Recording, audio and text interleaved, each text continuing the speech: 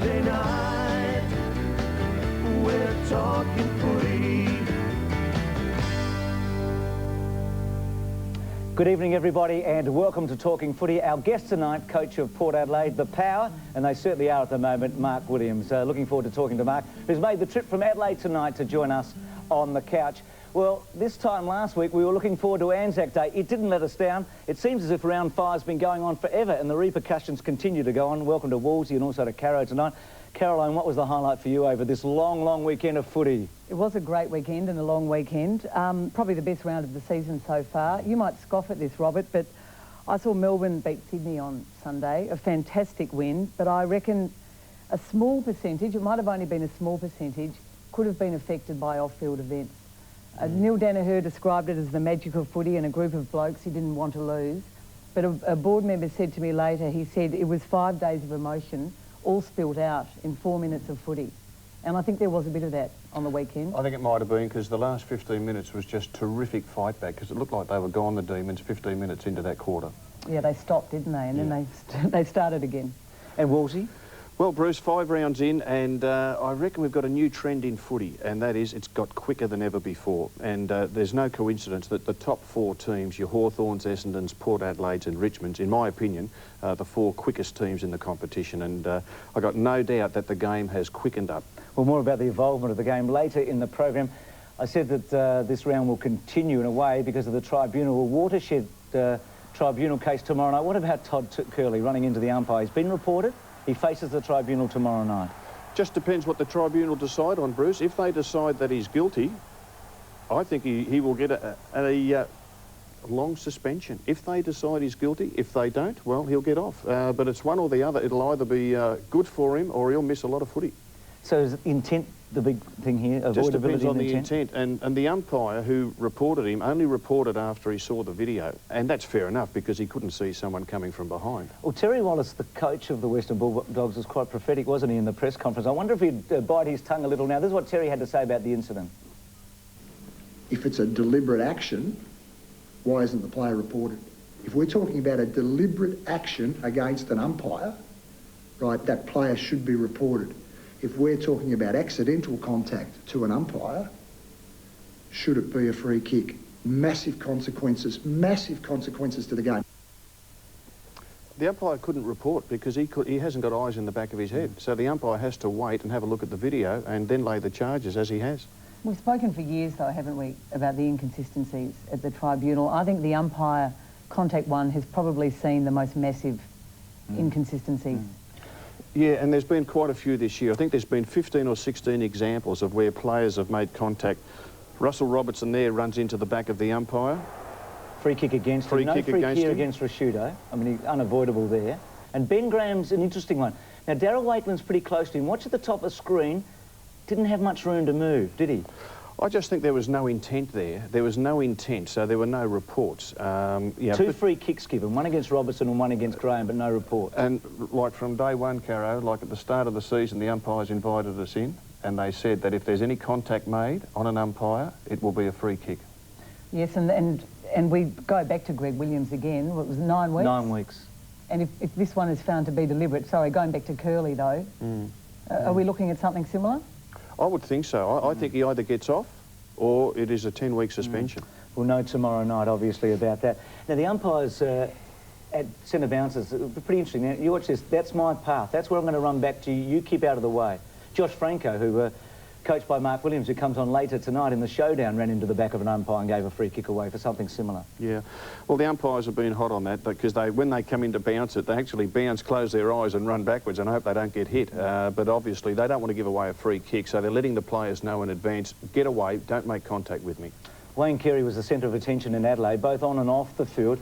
He's up on this report against Kane Johnson. Bang. Oh.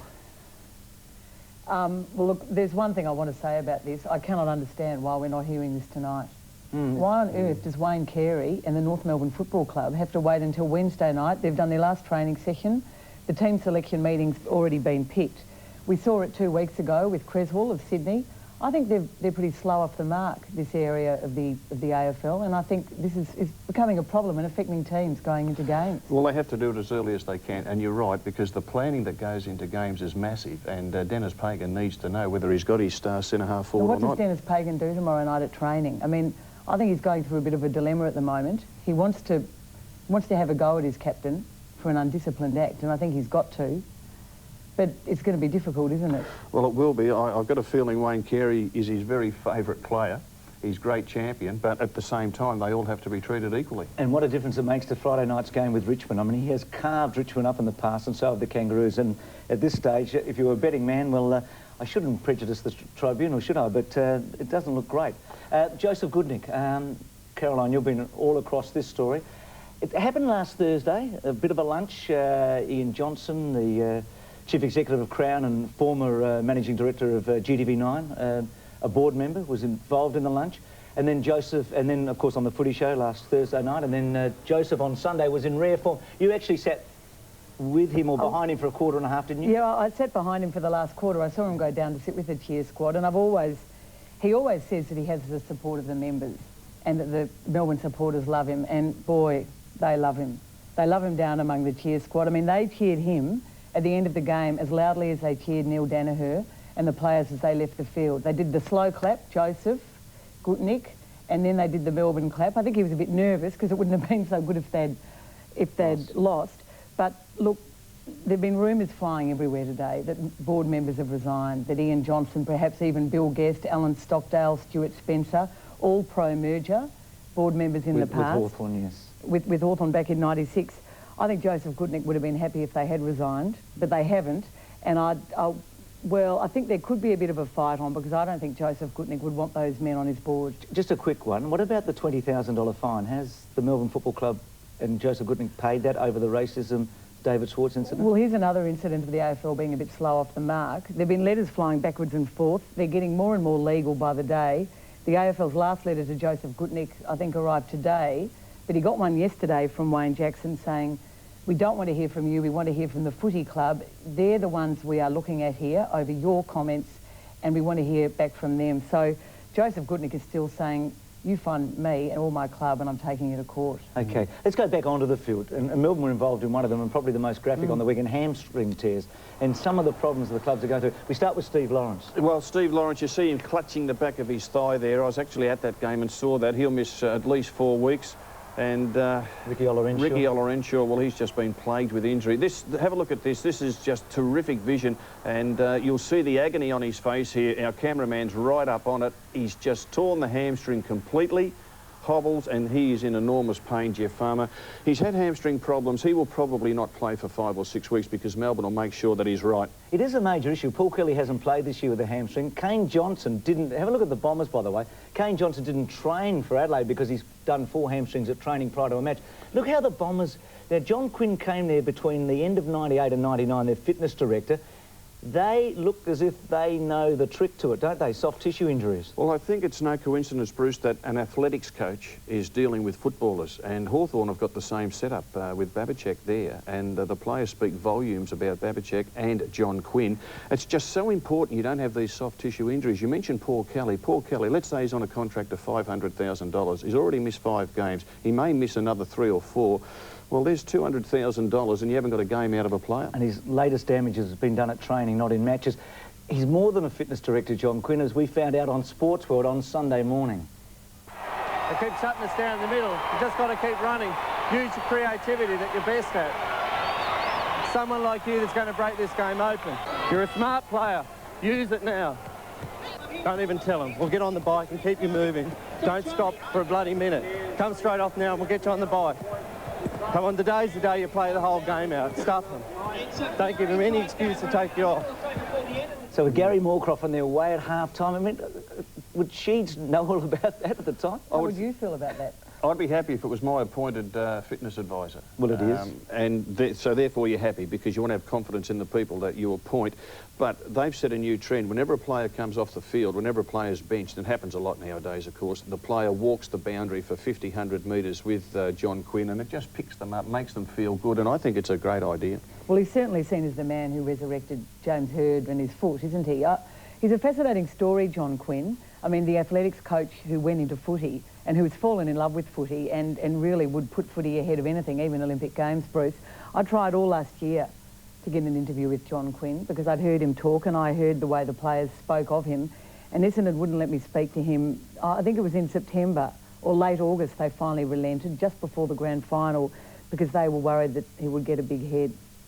I'll tell you what he'll get is a big contract, because his reputation is just going like wildfire. Well, he has ruffled a few feathers there at board level, I think, by not letting certain board members into the Well, weight we read room. that today, your article with Alec Epps. The ladder, do you think it will change after round 5? I mean, Brisbane, I guess, are the ones that you think might, but we might see the final 8 as we have it here in round 5, unbelievably. Oh, you've given up on the Cats already, have you, Bruce? Well, yeah. I think Brisbane and Bulldogs are every chance to go into the 8.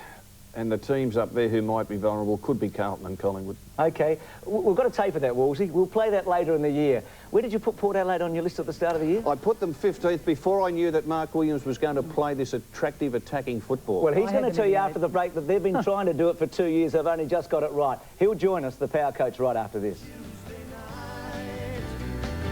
We're talking footy.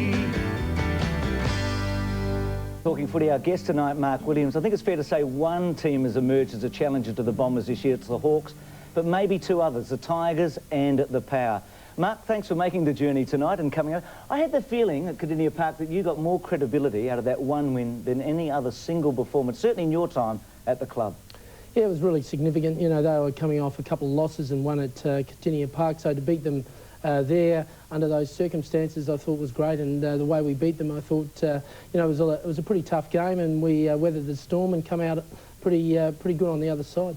Stuart Dew, I mean, we talk Port Adelaide at the moment. I mean, you were a team without stars except for Wanganeen at the start of this year, and suddenly they're coming out left, right and centre. This is interesting. We just saw John Quinn a moment ago, and we might go back to him and his influence on your club in a roundabout sort of way. Dew wants to give off. Now, David Arnfield comes out. Did you tell him to go out and say, have a shot for goal here? Absolutely. I told him I had a lot of faith in his goalkeeping talent, and so, you know, he was looking to try and do the team thing, but, you know, he's a great kick. Gee, it's interesting, because the percentages from there would be, you'd reckon, about 10 or 15 to score. Yeah, Phil Walsh, who spent a lot of time at Geelong, he tells me that Gary Ablett would love to know how to do that, because Gary missed so many times from that pocket, and Dewey, being a left footer, was going to make it even harder, but it was just a terrific kick. But it's a mental game, isn't it, so much, Mark? I mean, his body language totally changed after those few words from the run. Yeah, it's a mental game for sure, but you can tell me a lot of times and I wouldn't kick a left foot goal from there, so he's got a lot of skill. I'm not underrating it. Yeah. It So is it mental or physical with you? We saw the kick in against Brisbane before your time. I know, I was there as assistant coach. Yep. Look, he was a 17-year-old kicking out. You know, it's a pretty important thing there, and you know, in the end, we drew the game. We didn't lose it. We probably didn't lose too much from it, but Dewey's moved on from there. We picked him up as the youngest player on our list, and we had a lot of young players at that time, and I think it's taken a while for him to mature, but he's really on his way now. He's a weapon, Robert, isn't he? I mean, the flooding, the evolvement of football and how it has changed. And we saw some great examples on the weekend of players being able to bang the ball from around 50 metres. Well, I think the game's changed in that with the flooding, you need players in your team who can kick a ball from 50 or beyond 50. We see Joel Bowden putting one through there over at Subiaco, and this is back on Anzac Day. Young Ryan Loney, the Collingwood half-back, just a teenager.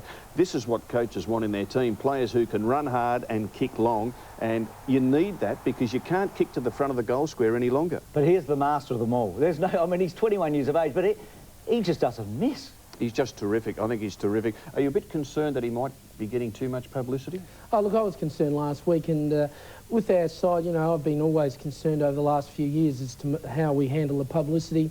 I think they're maturing, they're understanding a lot more. He got, you know, a double-page spread in the, you know, Herald Sun, I think, on last Saturday morning, and we're about to play on the Sunday, but it was great for him to be able to handle that and then produce it afterwards. So, you know, it's another step in the team's development.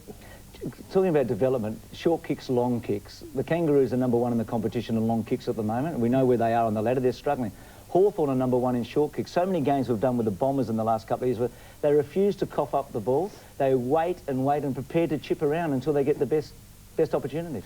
Yeah, you know, we're talking about flooding now, and obviously having a lot of people sitting back there, you don't want dumb players, if you like, and it's dumb just to kick the ball straight to the opposition with no one on them. So you do look around for a opportunity, and if it presents itself, you know, kick over the top of it. But, you know, I know Dennis come up with the Pagans paddock, and that was a way of, you know, if they're going to put a whole lot of people back there, Dennis wasn't going to play anyone there, and that was a way that Dennis come about trying to reduce that.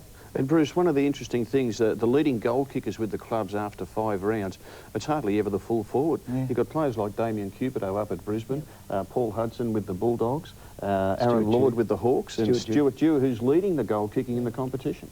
I think that's been a problem with St Kilda too. Too much of the stagnant long kicking game. Can we move now to a couple of other players who've just been terrific for you this year? Shea Cockatoo-Collins and Gavin Wanganeen. What happened with Shea over the pre-season, and did you actually say to him, look, you've got a week or you're off, and then you're off the list? Oh, look, I certainly put it on to Shea. You know, he'd been there for 2 years and he'd played 10 games and 2 games, and he really didn't give us value for money, and Shea understood that. He originally started at Port Adelaide. I had a lot of time for him, and, you know, I went out of my way to recruit him, and he wasn't giving us value, and his body was letting him down without any doubt. And you know, we got Andrew Russell there, and he spent a lot of time with him. And who was an understudy to John Quinn at Essendon as well. He's an athletics man and an athletics background, and I think he's been a great influence on Shea. And you know, we spent a lot of time with him. I always believed in Shea being a match winner as long as we could get him on the field, and it's been significant that we've had Gavin and Shea in the team at the same time, and it causes a lot of problems for the. Did you threaten to delist him though? Absolutely. Well, you know, you can only have so many people on your list, and you can't have too many that are long-term injured, and you know, you can go so far with so many, and then you have to draw the line. And he had the opportunity prior to the delisting period to show me that he was going to train hard, and if we trained 100 times pre-season, he didn't miss 1 minute of any training session, so he was outstanding. And what he's getting now is just deserved. Yeah, absolutely. Wanganeen, where did the idea of, I know you, as a Port Adelaide kid at the Magpies he was a forward, where did the idea to play Wanganeen in the forward pocket come from this year? Oh, I was in the discussion, I suppose. Gavin's missed a lot of games, and you know, we saw him as the captain of the field getting reported a lot of times as well. We thought maybe it was just, you know, he had to play on someone, he had to try and do a lot more, you know, be the most desperate, be this, be that, and we see him as just one of the greatest players of all time and a fantastic, courageous leader. But by taking a little bit of the pressure off him and putting him in the forward line, we felt that it might get a better return for us, and it's proving that way. But at the same time, we still reserve the right to put him in the back line because he's a great player and he can shut down any player that's up there. Mark, when you play away, particularly interstate, you want to silence the crowd. You certainly did that at the opening bounce in the game here. Yeah, you know, you hope to do this, but everything turned out perfectly well, and really some great team play there from Warren Tredrea that was in front and caused a goal. And, you know, you don't see a goal for Warren Tredrea at the end of the game there, but it's certainly a goal assist for him. Yeah, and look, this has been really impressive by you. I mean, your ability to have big quarters, your third quarters have been outstanding this year. It was your ability to whack big goals on third quarter specialists. Have a look at this. I mean, they call it the premiership quarter. Only against Essendon were you outscored in a third quarter, and more than one occasion you've actually set the win up. I'm interested in Tredrea. I mean, Robert Walls and Dermot Brereton were quite critical of him against the Bombers. I mean, what was the aftermath of all of that? They thought he hadn't worked hard enough in that match. Yeah, I think it was a little bit unfair. Warren had been out with a dislocated kneecap, and it was his first game back, I think, or maybe it was his second anyway. He'd probably come back into that game 3 or 4 weeks early. You know, it's just a credit to the way that he rehabs himself, and he still kicked 3 goals against Essendon. Did he hear the comments? Yeah, no doubt he did. Did he say anything to you? Yeah, look, we discussed it, and we're talking Brereton and Walls, who can play centre-half forward, and, you know, there's a lot of respect there. So, you know, not to say that he dismissed it at all, and we felt that there was a lot of good stuff there, but if you had followed Warren over the last few years, you'd know that he does work and really work hard. He's one of our most fit and aerobic players, and we agree entirely in that game. He certainly didn't present himself enough, but in reflection, I would say that he was probably lucky to be even playing, so it was a great result for us on that night. Primus, leadership and all of that. I mean, your ability to clear the ball from rucks and contests are really, really interesting. I mean, Port Adelaide are number 2 in the AFL in clearances, and Matthew's right up there. That's amazing because you see Rhett and Goodwin, Cousins, all ground players. Primus is the ruckman, so his ability to second effort, get the footy and get it out is unbelievable. Have you felt at times he's been umpired out of the game this year? No, look, it's a difficult one. Most ruckmen are tall, jumpy, skinny, whatever sort of players, and Matthew's not. He has to play to his strength, and in this particular game there was some discussion at quarter time as to just what was going on, and that was okay. You know, we were a little bit frustrated because it hadn't happened in the other games and it hasn't happened since. So it was just a little discussion as to how he might go about it, and we cleared it up, no problem. Mark, being over in Adelaide, just the 2 AFL clubs, are you close to Gary Ayres? Do you, being only the 2 coaches there, do you get together? Do you have a chance to talk? And maybe if you've played a team one week and the Crows are coming up against them the next, do you share ideas? Yeah. Unfortunately, I suppose, because it's such a close rivalry, we really don't share ideas at all. At the start of the year and the end of the year, we'll spend as much time as possible with each other because he's a great guy. I understand exactly what he's under, and in fact, because he originally came from Victoria, it's even worse for him because, you know, it's that rivalry that's built up mainly, I think, by the media, and it just keeps going and going both ways. So I can understand that he's under the pump a lot, and, you know, if you're losing in Adelaide as a coach, it's not a great place to be, and so I appreciate what he goes through anyway. So after a fairly horrendous start to the season, would you call up Gary Ayres and say, look, I know what you're going through? Well, if I was in the same situation, I might, but when you're kind of going okay yourself, it seems like you're almost feeling like you've got all the answers. To be genuine as you can, it's difficult. Phil Walsh is an ex-fitness and runner for Gary Ayres at Geelong, so he's got the real close relationship with him, and I would expect that Phil, you know, just leads a little bit of a sympathetic ear, if you like, to him every now and again. So he's your assistant coach. It was a big legacy, Blighty, though, wasn't it? I mean, Blighty leaving, it was like the Messiah had gone away for a while, hadn't he? Interesting here with Aussie Jones. You're at this game. This is 3/4 time. Aussie, he says. Now, watch what he does. Puts his sort of hand to his heart. Heart, yeah. Play with ticker. I think he might have said you are playing with your heart because Aussie played particularly well. And he played pretty much as a sweeper out of defence, got a lot of the ball and set a lot of attack up. St Kilda were interesting last weekend because they've been handballing, averaging about 78, 80 handballs a game. In that particular game, it was about 150. Yeah, I thought it was interesting, though, after the game that we played them the week before, and Malcolm said, oh, I love the way Port played it. You know, we had about 150 handballs that week, and I thought it was ridiculous how many handballs we had, but Malcolm might have taken it on face value and went out and tried to copy that, and I didn't think it was all the way to go. He ranked you the number 2 team in the competition after the Saints lost to them. Did you think the Cats were a bit more aggressive than you expected on the weekend? Been a lot talked about aggressive Cats. Now, Stephen King's been involved in a few instances this year. He was involved in another one with Matthew Promise. See what, lucky he's a ruckman, that's all I'll say, going for the throw-in. Yes, well, do you want me to answer? Yes. I thought that there was no doubt that the Cats were going to be really desperate to win based on their situation and knowing that they were going to play Brisbane in Brisbane the week after. So they really had to try and knock us and beat us, if you like. And in the situation where we were fairly well on top, they had to come out and really try and establish a home ground advantage. I think that it was tough footy, and we were really happy to get through a game like that. And yeah, I suppose in the past we've been seen as maybe to smash Port and we'll win, and we don't think that goes any way. Primus was in trouble at half-time physically, wasn't he? Yeah. It was a great captain's effort to get up off the... What happened at half-time in the rooms? Oh, he was just lying down and just went in to see how he was, and he, you know, he knew the significance of the game to all of us, and, you know, as a great captains do, and everyone that sees people out on the field, you assume that everyone's 100%, and no one ever is. I don't think anyone goes into a game 100%, so it's all about how you can deal with the margins, if you like, and it was great that he could deal with it. Mark, your ruck clearances, you were the best in the AFL last year, even though the team finished down near the bottom, and again, you're right up top again. What do you put that down to? We work on it. I think Matthew is a great leader, and he has a great presence in that centre square.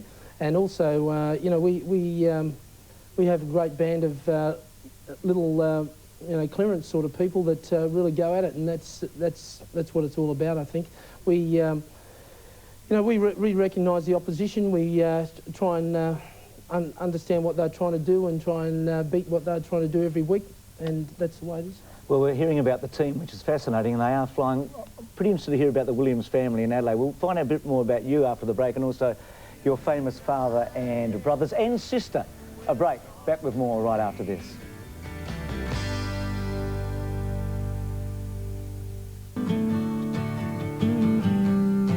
Welcome back to Talking Footy. Our guest tonight, Mark Williams, the coach of Port Adelaide. It is a famous family in Adelaide. Both his brothers played for Port Adelaide, and also his sister Jenny has been a state player and an international coach. But really it's his father, Foss, who's probably one of the 2 or 3 most famous football figures in the state. And if you can encapsulate his career in one page, it's this. In 13 of the 16 seasons between 1950 and 65 that he actually coached Port and played as well as a captain coach in some of them, they won 9 premierships, were twice in grand finals beaten, 3rd twice. He played for South Australia 34 times, 15 times as a captain, the last 15 times. And when South Australia beat Victoria at the MCG in 1963, it's the first time they've beaten them since 1926 in Melbourne. It's a hard act to follow, and a difficult one for you, I would think. Always telling me couldn't kick left foot though. So. Kicked a lot of goals. Yeah. Look, he's sitting home tonight. He's a great inspiration to all the people in the family, and still is. You know, he does it tough right now and doesn't enjoy too much of it, but certainly enjoys when both Stephen and my team win. He's 79, isn't he? Yeah. And he's had low blood pressure for a lot of years, and he hasn't been healthy for a long time. No, that's right. Yeah. I wrote a story about your sister Jenny, actually, as a state cricketer back in the 80s for the old Melbourne Herald. Yeah.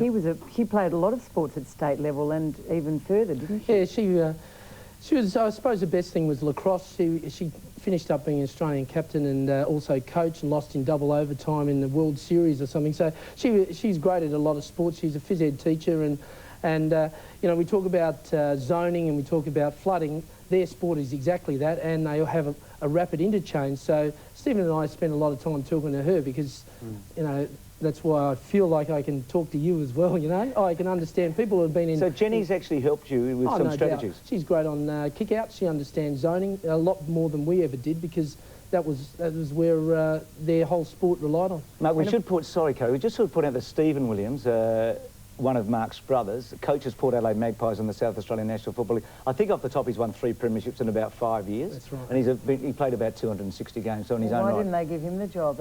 Well, I think last year they wanted to swap, didn't they, mate? Weren't the supporters saying, look, Mark, you go off and do the Magpies and Stephen can go over and do the Power? Yeah, there's probably some of that, right, yeah. You don't want to expand on any of that? Did you discuss that with Stephen at any stage? Stephen's a fireman, and he could only do it part-time, so I said, stay with the fire brigade, it's a good job. And tell us about your other brother, Anthony. He was your twin brother? It's really hard for me to talk about him. He was my twin brother, and when I was in Brisbane, he unfortunately died in a building accident, and you know, it's right to this day, I find it hard to talk about it. I miss him, and you know, the Geelong game was actually, I think, his 13th anniversary when he died. So, you know, I find it hard. So that's it. Well, away from the personal stuff, though, how did things like that affect you as a coach and a leader of men? Look, I think coaching's all about understanding people. I heard, you know, Robert saying you have to treat everyone the same. I don't think you treat anyone the same in coaching. It's all about individualised, making players believe that you think that they're the most important person around. I think you can get a lot out of them. Obviously, you need to have a lot of team things, and we certainly are pushing the team aspect at our club more than anything. But you have to care. You have to understand. We've got over 20 people that are from interstate. They've all got different needs. Like Josh Carr was 21 when we're playing Geelong. You know, how do we cope? How do we be his foster parents who aren't there for that game, who aren't there for that occasion? So, you know, we have a lot of welfare people. We've been pretty successful, I think, as a club to bring so many people from interstate and keep them there. Nick Stevens and Matthew Promise, I suppose, are the great examples of how we've been able to establish our credibility amongst our players that this is a place to be and a place that is going somewhere. Mark, I've always seen you as a pretty determined individual who's it's either black or white. Yeah. But I have a feeling that you've changed your ways as a coach in the last 6 or 8 months. because there's no doubt the way that your team plays is vastly different to the way they were playing 12 months ago. Is that right, what I've said? And who made the changes? Was it you, or were you given some advice, or were you given some things to consider? I suppose if I said that I was a teacher by trade, and I don't think that I know everything, even though people who don't know me probably think that I do think that, if you understand it. Anyway... Typical school teacher. Halfway during last year, you know, we still, and I still maintain, we had a huge injury rate that people underrate. People don't see in Victoria that Lade getting injured to us is like, you know, Lloyd missing out on a side, or Cockatoo Collins didn't play and Wanganeen didn't play, and excuse me. So for that influence... You've stirred him up, Woolsey, have a look. Yeah, there's no doubt about it. Still, we were bottom of the ladder after we lost to St Kilda at Colonial at round 12, I think, and you know, we've come a long way from there. We won the 6 of the last 10 games from that time. I did take advice. I talked to a lot of coaches that were present or past, recent past. I talked to Phil Smythe, who's a great confidant of mine who lives across the road from me, and you know, I tried to take as much as I could, but at the same time I had Rob Snowden and Phil Walsh and Matt Rendell and Jeff Morris, who were rock solid behind me, and also Brian Cunningham and Greg Bolton. So I felt I had a lot of support there. Of course, it's easy to do when you've got still one more year of your contract to go, because I've been at Collingwood where we had 5 coaches in 6 years, and at the Bears I think we had 4 in 3 years or something. So I understand that the life is a bit shaky as a coach, but I really believed in our team. I thought that there was 5 occasions last year we lost games where we just kicked shocking. You know, we got to points where we kicked 9 points straight in the last quarter and lost. Well, I can't do much. I think the game plan is okay. If they're not kicking straight, well, what do you want me to do about it? After the St Kilda game, which probably was your low point, it was Friday night football, it was national television, it was a battle for the wooden spoon, you made a statement, you said, almost, I'll promise that we will not win this wooden spoon at this club. Your father has written the creed for the Port Adelaide club. He wrote it in 1962. Yeah. And it finishes like this, it's longer than this. He says, finally, we concede that it can be honour and defeat. But to each of us, honourable defeat of our club and Guernsey can come only after human endeavour on the playing field is completely exhausted. That's in your boardroom, and it goes throughout Port Adelaide. And you would have to have dug deep that night, because you were about as low as it got.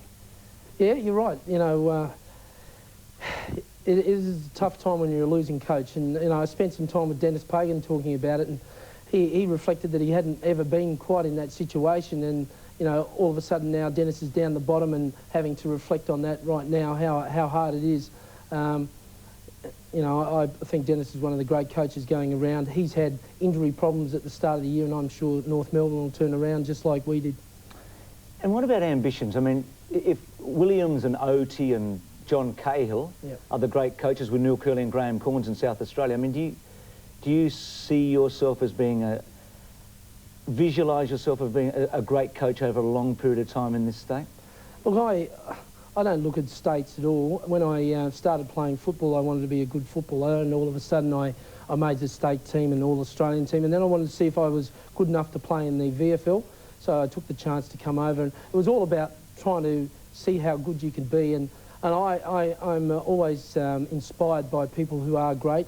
I spent time with Sheedy, and I know that, you know, there might be some conflict between you and he, but I'm telling you, I learnt so much from Sheedy in those 2 years at Essendon. You know, I'm inspired by not one particular sport. I just like to be the best I can be, and I understand that it's all about getting the players to be the best they can be, because coaches really don't control it, it's the players that do. Were you inspired by John Cahill? Yeah, look, I spent a lot of time with Jack. He made me captain of Collingwood when which was my proudest probably moment in football. How are you two now? We're fine. We're fine. We don't go out of our way to speak to each other, but we're fine. It was a difficult time, the changeover at you women. You asking these questions, you're getting me to answer them. Look, it's a tough question. The other most famous name. So many people in Adelaide feel that there's a huge conflict there, and the decision to not reappoint Jack didn't go down well with too many of our supporters at the time.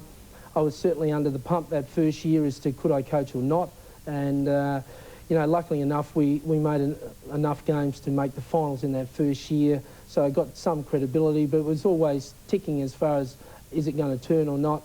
But Mark, then of course came the other problems with John Cale that led to a very bitter feud between himself and the club. Yeah, look, I'm really pleased that those been resolved.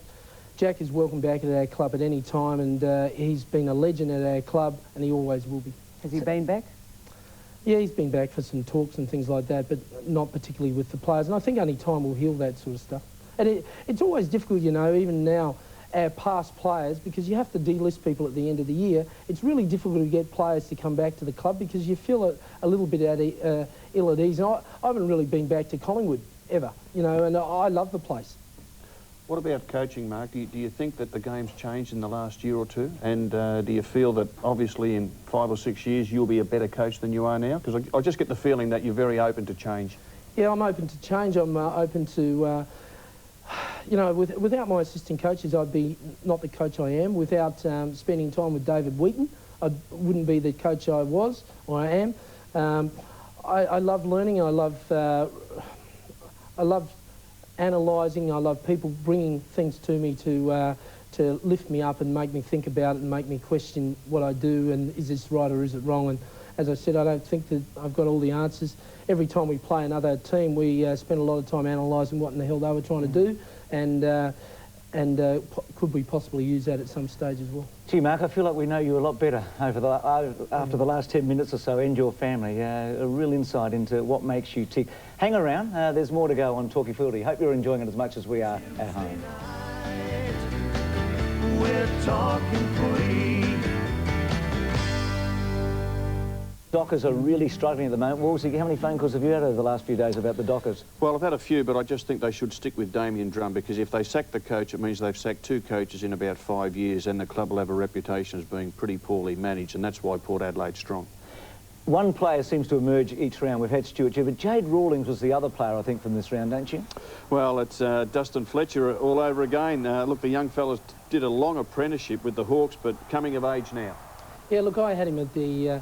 at Essendon for a whole year on the AFL apprenticeship scheme with a few of the other Hawk players, and you know, I've tried to recruit him 3 or 4 times. I've always knew that he had a great potential, and it's starting to come out now. You'd like to get him now. You have a 5th shot at him, you might get him. Oh, no, never get him now. Look, I mean, Crode and Hay are probably flashier and brilliant as well, but he really is so solid. Great article today, Caroline, with Stuart Lowe. I really enjoyed it. A real insight into him as well. 300th game this week, but he is paddling a bit as a footballer. He is, and look, we met yesterday morning. Sorry, this is his 5th year, and he's number 50. Gets the footy now.